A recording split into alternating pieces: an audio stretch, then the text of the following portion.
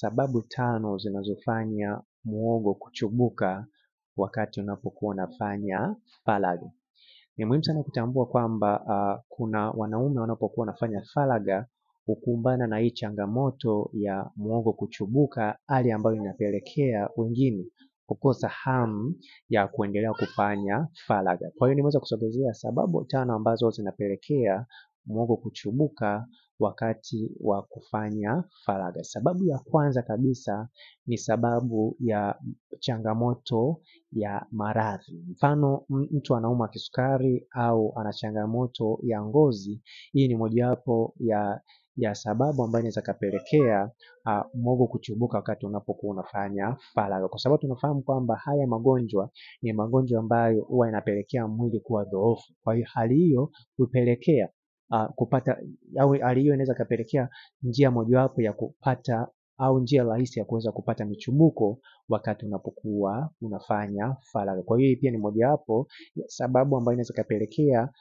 kupata michubuko wakati unapokuwa unafanya faragha. Na pia sababu ya pili ni sababu ya kufanya mapenzi kwa muda mrefu. Ni muhimu sana kujua kwamba kama utakuwa kufanya mapenzi kwa muda mrefu, hii pia ni mojawapo ya sababu ambayo inaweza kapelekea muhogo kupata michubuko unapokuwa unafanya faragha. Kwa hiyo ni mojawapo ya sababu ambayo unatakiwa kuwa nayo makini, kwamba unapofanya mapenzi kwa muda mrefu, yani unakuta yani mwanamke mpaka ameishiwa maji, hali ambayo unaendelea kufanya mapenzi kuna kuwepo na msuguano ambao unaweza kupelekea kupata michubuko. Kwa hiyo ni mojawapo ya sababu ambayo inaweza kapelekea. Na pia sababu nyingine ni sababu ya mwanamke kukosekana kwa majimaji katika kitumbua chake. Ni muhimu sana kujua kwamba hii pia ni mojawapo ya sababu ambayo huwa inapelekea mwanaume kupata michubuko wakati anapokuwa anafanya mapenzi, ikiwa mwanamke hana majimaji katika kitumbua chake. Tunafahamu kabisa au ni vizuri zaidi kufahamu kwamba kwa mwanamke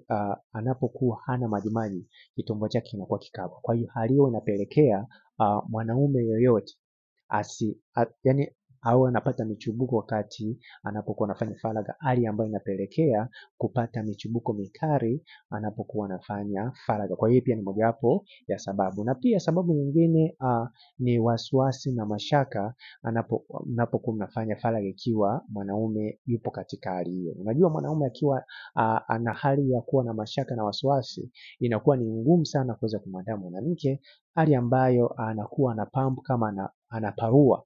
Hiyo ni mojawapo ya sababu ambayo inaweza kapelekea kupata michubuko katika muhogo. Kwa hiyo ni muhimu sana kujua kwamba hizi ndizo sababu 5 ambazo zinapelekea kupata michubuko wakati unapokuwa unafanya faragha na mwenzo wako kwa wewe mwanaume. Nikukumbushe pia unaweza kupata video za kufanya faragha. Kama unahitaji kuweza kujifunza namna ya kufanya faragha, unaweza kunicheki WhatsApp kwa namba 0713728736, na kama upo nje ya Tanzania utaanza na jumlisha 255 713728736. Kumbuka pia unaweza kupata hiki kitabu. Kitabu hiki kitakusaidia namna ya kuingia katika mahusiano sahihi au namna ya kuingia katika ndoa sahihi. Hakikisha unapata hiki kitabu ili kiweze kukusaidia kuweza kuingia katika mahusiano, na pia kitakusaidia namna ya kuweza kufanya mapenzi. Hakikisha unanicheki WhatsApp kwa namba 0713728736. Naitwa Isaac Kanyankole. Asante na